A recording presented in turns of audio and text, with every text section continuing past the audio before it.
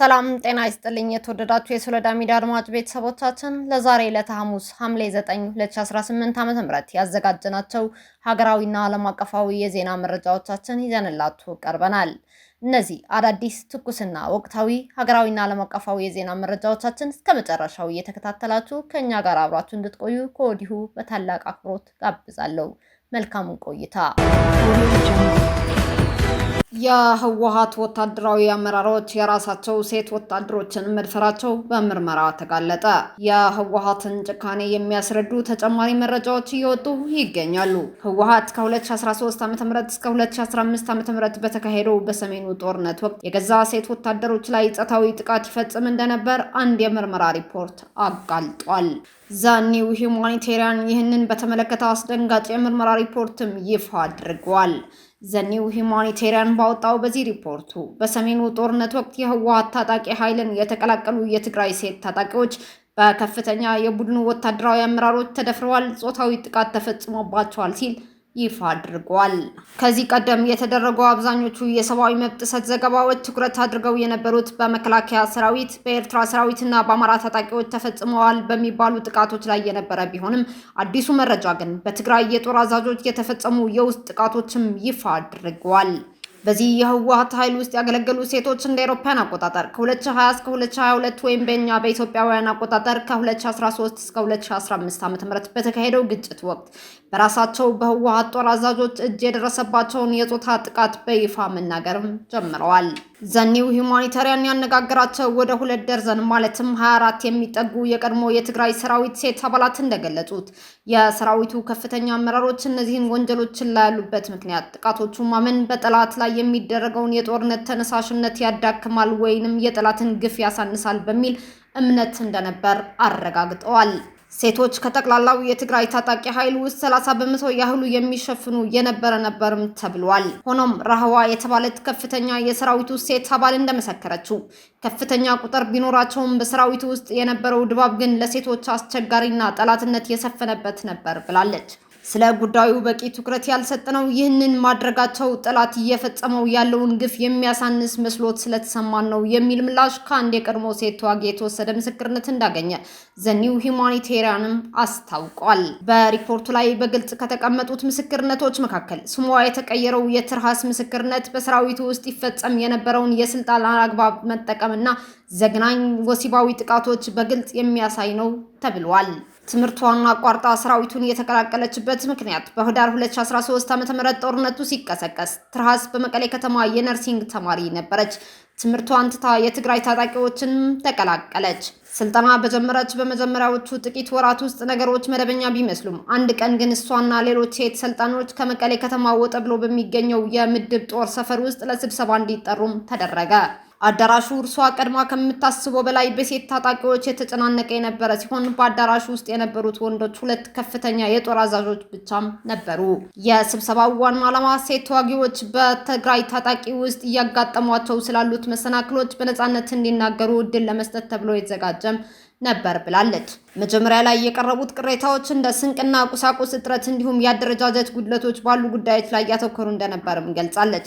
የስብሰባው ማጠናቀቂያ ላይ ግን አንዲት ሴት በከፍተኛ ድንጋጤ እየተንቀጠቀጠች ከተቀመጠችበት ተነሳች።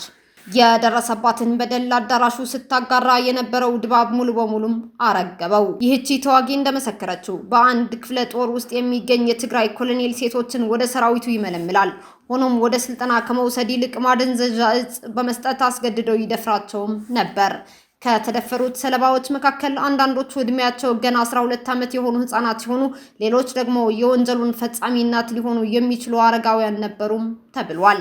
ይህ መርዶ ሲሰማ መላው አዳራሽ በዝምታም ተዋጠ።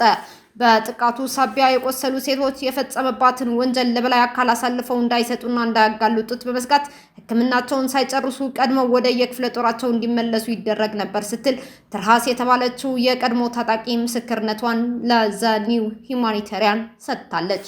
ብዙዎቹ ሴቶች ሰራዊቱን የተቀላቀሉት በጦርነት ወቅት ከሌሎች ወገኖች ሊሰነዘርባቸው ከሚችለው የጾታ ጥቃት ራሳቸውን እንደመጠበቅና ለመከላከል እንደነበር የገለጹ ሲሆን በገቡበት ሰራዊት ውስጥ በገዛ አዛዦቻቸው ተመሳሳይ ወሲባዊ ጥቃትና በደል እንደደረሰባቸውና ይህንንም ለከፍተኛ አመራሩ ቢያመለክቱም አቤቱታቸው ሙሉ በሙሉ ችላ ተብሎ መታለፉ በደሉን ይበልጥ አንገብጋቢ እንዳደረገው ዘገባው አመላክቷል። ጽንፈኛው ህወሓት አስገዳጅ ወታደራዊ ምልመላውን የተቃወመችውን ዜማ አንብዛን የአሸንዳ አምባሳደርነት ማዕረጓን አነሳ። በጽንፈኛው ህወሓት የሚመራው የትግራይ ባህልና ቱሪዝም ቢሮ በህወሓት ታጣቂዎች እየተፈጸመ ያለው አስገዳጅ ወታደራዊ ምልመላን ወይም አፈሳን በቲክቶክ የተቃወመችው ዜማ አንብዛ ተሰጥቷት የነበረው የአሸንዳ አምባሳደርነት ማዕረግ ከዛሬ ሐምሌ 9 ቀን 2018 ዓ.ም ጀምሮ በይፋ መነሳቱን አስታውቋል። ይህ በመፈንቅለ መንግስት የተዋቀረው ህገወጡ ቢሮ በሰጠው መግለጫ ወይዘሪት ዜማ በ2017 ዓ.ም በተካሄደው ውድድር አሸንፋ የአምባሳደርነት ማዕረግ እንደተሰጣት አስታውሷል። ይሁን እንጂ በአምባሳደርነት በቆየችበት ጊዜ ለማዕረጉ የማይመጥንና የብዙሃኑን ተጋሩ ስሜት የሚጎዳ ተግባር ፈጽማለች ሲል የህወሓት ቢሮ ከሷል። ይሁን እንጂ ዜማ አንብዛ በትግራይ ክልል በጽንፈኛው ህወሓት እየተካሄደ ያለውን አስገዳጅ የጦርነት ቅስቀሳና ወታደራዊ ምልመላ በግልጽ በመቃወሟና በቅርቡ አቋሟን በማንጸባረቋ በህወሓት ባለስልጣናትና በደጋፊዎቻቸው ዘንድ ተቀባይነት አጥታለች። በተለይም ወጣቶች በግድ ወደ ጦርነት እንዲገቡ የሚደረገው እንቅስቃሴ በመቃወሟና ድምጿን በማሰማቷ ጽንፈኛው ህወሓትና ደጋፊዎቹ መቆጣታቸውም ተነግረዋል። ይህ ህጋዊ ሰውነት የሌለው የባህልና ቱሪዝም ቢሮ ወይዘሪት ዜማ የተሰጣትን የባህል አምባሳደርነት ኃላፊነት በመዘንጋትና የክልሉን ባህልና እሴት በማይመጥን መንገድ አሸንዳ ኢትዮጵያ በሚል መሪ ቃል መስራቷ ዋነኛው የውሳኔው ምክንያት እንደሆነም ገልጿል። ቀደም ሲል ከቤተሰቦቿ ጋር በመነጋገር ይቅርታ እንድትጠይቅና ከእንደዚህ አይነት ተግባራት እንድትቆጠብ እድል ሰጥቻታለሁ ያለው ይህ የህወሓት ቢሮ ይሁን እንጂ ውሳኔዋን ሳታስተካክል ድርጊቷን በመቀጠሏ ማዕረጓ እንዲነሳባት ወስኛለሁ ሲልም አስታውቋል። አንዳንድ ወገኖች ይህ ውሳኔ ከፖለቲካዊ አቋሟ ጋር የተያያዘ መሆኑን በመጥቀስ የባህል አምባሳደርነት ማዕረጉ የፖለቲካ መሳሪያ ሆኖ እየቀረበ መሆኑን በመተቸት ላይም ይገኛሉ። ለሸኔ የሽብር ቡድን ተደራሽ ሊሆኑ የነበሩ የመገናኛ ሬዲዮዎች በቁጥጥር ስር ዋሉ። የብሔራዊ መረጃና ደህንነት አገልግሎት ባደረገው ስምሪት በህገወጥ መንገድ በሞያሌ በኩል ወደ ኢትዮጵያ በመተላለፍ ለሸኔ የሽብር ቡድን ተደራሽ ሊሆኑ የነበሩ በርካታ የመገናኛ ሬዲዮዎች በቁጥጥር ስር አውለዋል። የብሔራዊ መረጃና ደህንነት አገልግሎት ባደረገው የመረጃ ስምሪት ህገወጥ እንቅስቃሴውን ከመነሻው ጀምሮ በቴክኖሎጂ በመታገዝ በጥብቅ ሲከታተል የነበረ ሲሆን ለሽብር ቡድኑ እንዲደርሱ ታቅደው የነበሩት የመገናኛ ሬዲዮዎቹ ከሁለት ተጠርጣሪዎች ጋር በቁጥጥር ስር ከዋሉ በኋላ ለህግ አካላት ተላልፈው ተገቢው ምርመራ እየተደረገባቸው ይገኛል። የብሔራዊ መረጃና ደህንነት አገልግሎት በየትኛውም የሀገሪቱ አካባቢዎች የዜጎችን ሰላምና ደህንነት የሚያውኩ ተመሳሳይ ህገወጥ እንቅስቃሴዎችን ለመከላከል ከጸጥታ አካላት ጋር የተቀናጀ ስምሪት እያደረገ ሲሆን ህብረተሰቡን በተለያየ መንገድ የሚያደርገውን ድጋፍና ትብብር አጠናክሮ እንዲቀጥልም ጥሪውን አቅርበዋል። የብሔራዊ መረጃና ደህንነት አገልግሎት በኬንያ አዋሳኝ ቦታዎች በማድረግ በቦረና ዞን ሞያሌ ከተማ በኩል ወደ ምዕራብ አርሲ ዞን ለሚንቀሳቀሰው የሸኔ ሽብር ቡድን ለማድረስ የታቀዱ 98 መገናኛ ሬዲዮዎችና ቻርጀሮቻቸው ከኦሮሚያ ክልል የጸጥታ አካላት ጋር በመቀናጀት በሚያዝያ 12 2018 ዓ.ም በቁጥጥር ስር መዋላቸው ይታወሳል። አሜሪካ ለሳውዲ አረቢያና ለኩዌት መሳሪያ እንዲሸጥ ፈቀደች። የአሜሪካ የውጭ ጉዳይ መስሪያ ቤት የሳውዲ አረቢያን የአየር መከላከያ ስርዓት ለመጠናከር የ$1.96 ቢሊዮን የጦር መሳሪያዎችን ሽያጭ መፍቀዱን ገለጸ። ውሳኔው የተላለፈው በመካከለኛው ምስራቅ ያለው ግጭት ተባብሶ በቀጠለበት በዚህ ወቅት ነው።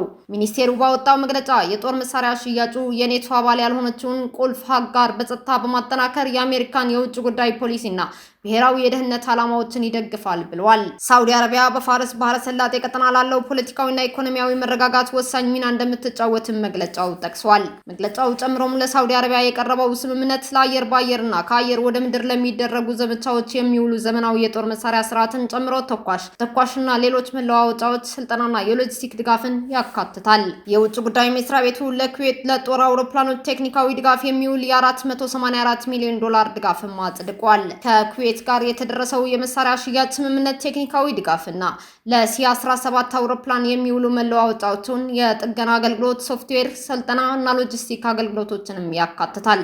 የመሳሪያ ሽያጩ ምክር ቤቱ ከገመገመው በኋላ ተግባራዊ እንደሚሆንም መስሪያ ቤቱ ገልጿል። በሌላ በኩል ኢራን በከፈተችው አዲስ ዙር ጥቃት በጎረቤቶቿ የባህረ ሰላጤው ሀገራት ውስጥ የሚገኙ የአሜሪካ የጦር ሰፈሮችን መታለች። ዮርዳኖስ፣ ኩዌት እና ባህሬንን ጨምሮ በቀጠናው የሚገኙ ኢላማዎች ጥቃት እንደተፈጸመባቸው ኢራን ገልጻለች።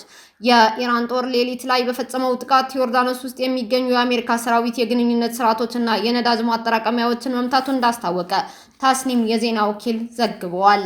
ዮርዳኖስ ውስጥ ኢላማ ከተደረጉት ስፍራዎች አንዱ አልአዝራቅ ጦር ሰፈር እንደሆነ የገለጸው ጦሩ ቦታው ጸረ ሚሳኤል መከላከያ ስርዓት የሚገኝበት እንደሆነም ጠቅሷል። ኩዌት ውስጥ በሚገኘው አሊ ሳሌም የጦር ሰፈር ደግሞ የቅድመ ማስጠንቀቂያ ራዳር ስርዓት ኢላማ መደረጉን የኢራን እስላማዊ አብዮታዊ ዘብ ገልጿል። አብዮታዊ ዘቡ እንደሚናገረው የአሜሪካ ወታደሮች ኩዌት ውስጥ የሚሰበሰቡበት ስፍራ ላይም ጥቃት ደርሷል። ጥቃቱ የተፈጸመው ሚሳኤልና ድሮን በመጠቀም እንደሆነም አብዮታዊ ዘቡ አስታውቋል። በተመሳሳይ አሜሪካ ዛሬውኑ ሌሊት በመላው ኢራን በርካታ ስፍራዎች ላይ ጥቃት ፈጽማለች።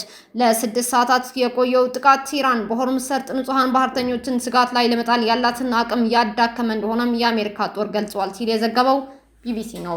እስካሁን አብራችሁን ከኛ ጋር ስለነበራችሁ እያመሰገንኩኝ በሌሎች መረጃዎች እስክንመለስ እንደተለመደው የሶለዳ ሚዲያ ቤተሰብ በመሆን ላይክ፣ ሼር፣ ሰብስክራይብ ማድረጋችሁን አትርሱ። አዳዲስ ትኩስና ወቅታዊ መረጃዎቻችን በቶሎ እንዲደርሷችሁ የደወል ምልክቷን ይጫኑ። ስኬት፣ ድልና ሰላም ለኢትዮጵያውያን። ሶለዳ ሚዲያ